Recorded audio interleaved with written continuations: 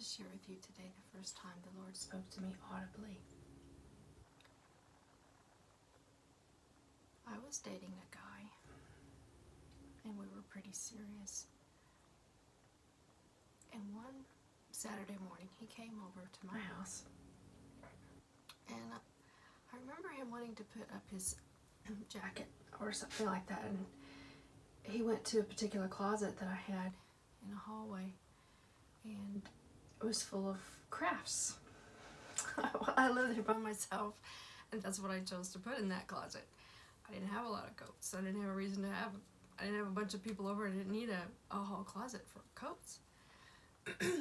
But anyway, so he came over and he wanted to put his coat somewhere, and I just remember that he, on this particular day, he didn't just make a mild statement that he thought that that should be a coat closet. He really got on to me, and he told me all this stuff needed to be thrown away. He said it's garbage, and honestly, I've put a lot of what he said out of my head, out of my soul. I released it a long time ago, but at the time, I just remember he was pretty severe about his criticism of what I had chosen to put in that closet, and he said it was all trash. And I distinctly remember the one thing that just kept stinging was he said, "Oh, that stupid glitter. Oh, he just went on and on about how stupid glitter was."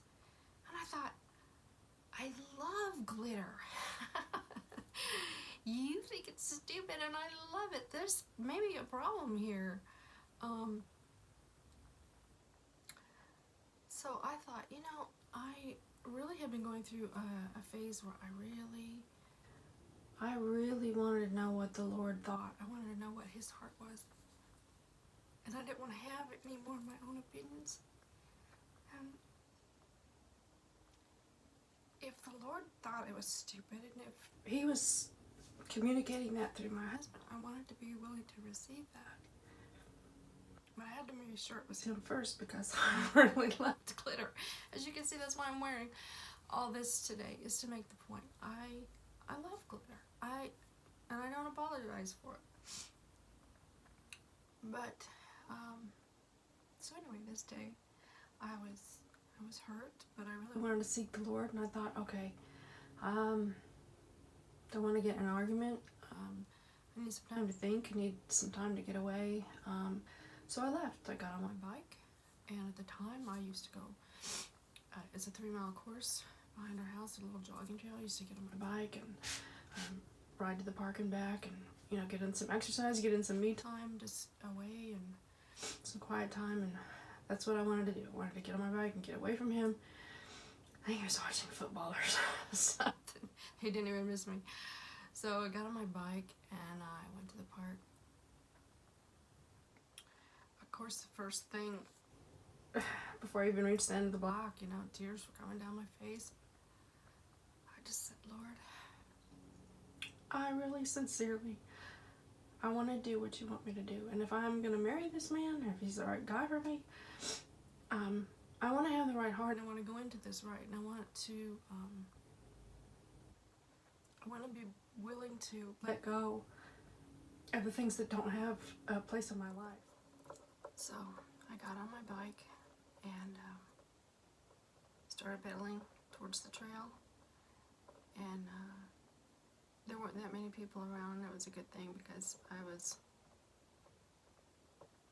really crying. And just pouring my heart out to the Lord, and wanting to know his heart. Really, that was important to me. It is important to me now, but I was just really beginning to go through a phase at that time where his heart was more important than mine. I was in a place of surrender. And so I'm going to the park, and it happened to be around 10 o'clock in the morning. And just before reaching the park, I remember going under this one bridge, and between the bridge and the actual park, there's this small area of grassy field that there's really nothing. It's just an open field. when I went under this bridge and I looked at this field, it was glorious. It was the most beautiful thing I'd ever seen. The grass was just barely moving. There's gentle breeze. It was dew on the grass, and the sun had just come over and had just lit every little blade of grass, and as it moved, it just sparkled and glittered, and it was just, I took my breath away, and I just thought, oh Lord, that is so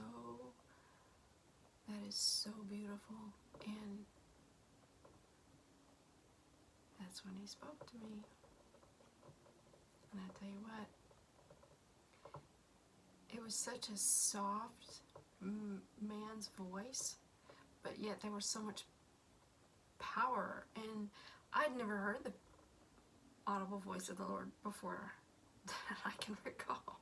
I think you know when that happens, it's unforgettable, but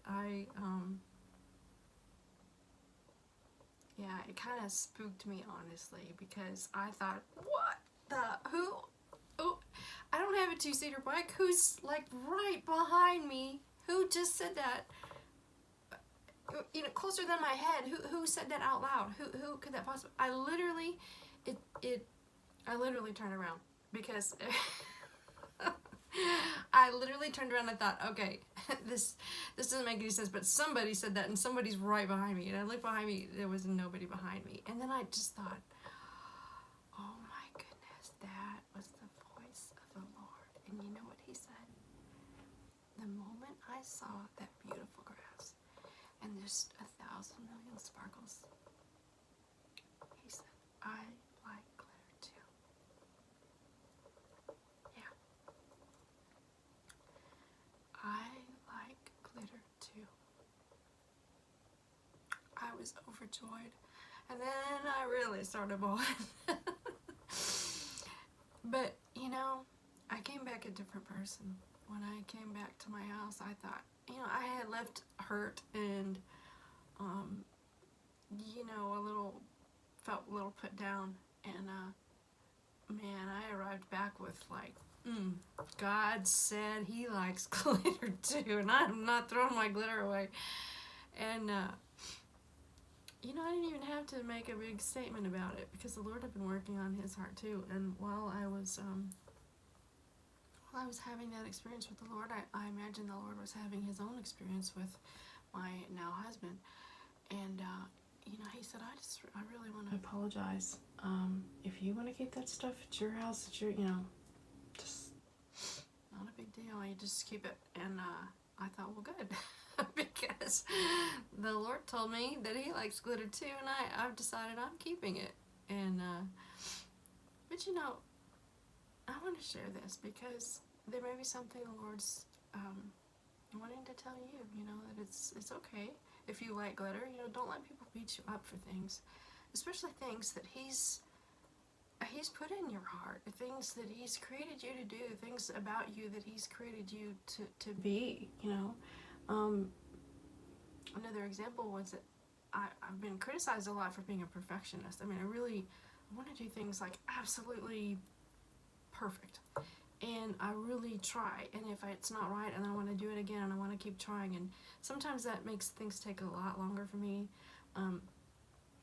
Like a story, I can't tell a short story. I want to put in all the details, and you know, recently I was